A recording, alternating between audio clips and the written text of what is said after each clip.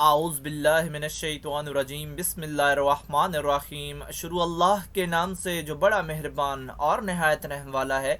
उम्मीद है आप लोग खैरियत से होंगे। और इस वीडियो में इंजीनियर फैसल आपसे मुखातिब है। हमारी आज की वीडियो का जो सब्जेक्ट है वो है स्टाइकोमेट्री।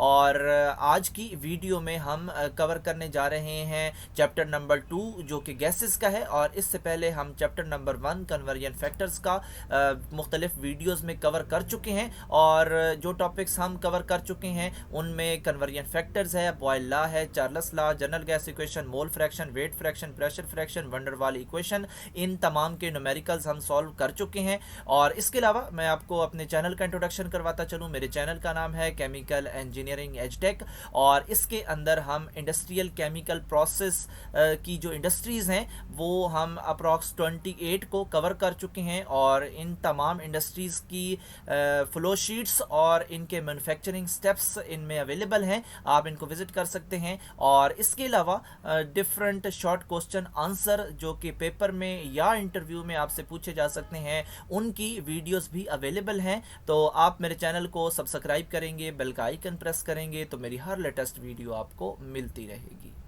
स्टाइकोमेट्री का सब्जेक्ट है, गैसेस का चैप्टर है। और जो सवाल हमारे सामने है उसमें हमने वॉल्यूम को फाइंड करना है। और सबसे पहले आपने ये प्लान करना है कि हम इस वॉल्यूम को कौन से रिलेशन से जाके फाइंड करेंगे। तो हम यहाँ से आइडिया लगाएंगे जो इसका गिवन डाटा है इसमें हमारे पास ग्राम्स भी अवेलेबल हैं ईथेन के, और इसके अलावा टम्परेचर और प्रेशर भी अवेलेबल है। तो इन टम्परेचर और प्रेशर कंडीशन से आप समझ जाएंगे कि ये हमें कह रहा है कि आप इक्वेशन ऑफ स्टेट या आइडियल गैस इक्वेशन जिसको हम P V is equal to N R T कहते हैं वो हमें अप्लाई करनी पड़ेगी। क्योंकि आप इस P V is equal to N R T में देखें कि हमें टेम्परेचर भी मिल रहा है, इसके अलावा हमें प्रेशर भी मिल रहा है, इसके अलावा हमें जो वेट है वो इशारा कर रहा है कि हमारे पास मोल भी हमें मिल सकते हैं। और आर की वैल्यू हमें वैसे अवेलेबल होती है और वी जो रह जाता है वो हम मालूम कर लेंगे।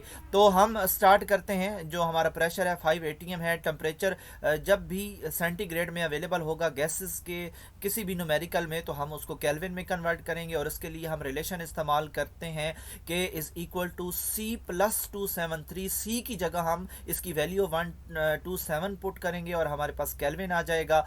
और आर की वैल्यू भी हम सेलेक्ट करेंगे। और कैसे सेलेक्ट करेंगे, हम बाकी जो इसकी कंडीशंस हैं टेम्परेचर प्रेशर की जो अवेलेबल हैं स्टेटमेंट के अंदर उनसे आइडिया लगाएंगे कि हम आर की कौन सी वैल्यू यूज़ करें।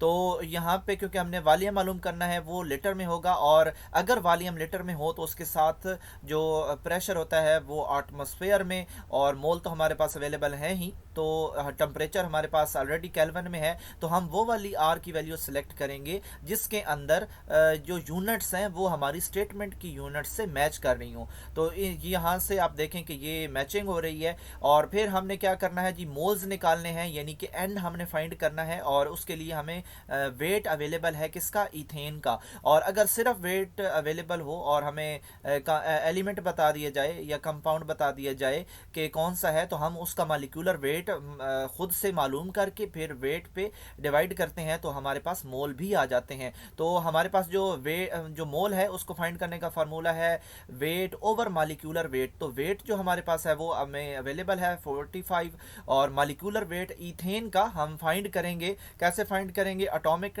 नंबर जो होता है वो हमारे पास कार्बन का होता है 12 और ये बना 24, और H इसमें 6 डाले तो हमारे पास 24 और 6 30 बने। तो हमारे पास यहाँ से मोल्स आ गए। और फिर ये टेम्परेचर प्रेशर और आर और ये मोल्स की वैल्यू हम यहाँ पे फिट करेंगे। कैसे फिट करेंगे, क्योंकि हमें वॉल्यूम चाहिए तो वॉल्यूम इधर ही खड़ा रहे, और जहाँ पे क्योंकि प्रेशर इसके साथ मल्टीप्लाई हो रहा है तो वहाँ जाके वो डिवाइड होगा।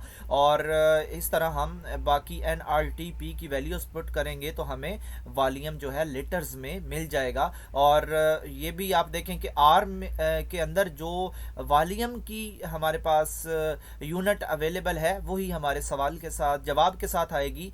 और इसमें हमने जो है वो वॉल्यूम फाइंड कर लिया। तो ये था हमारा क्वेश्चन।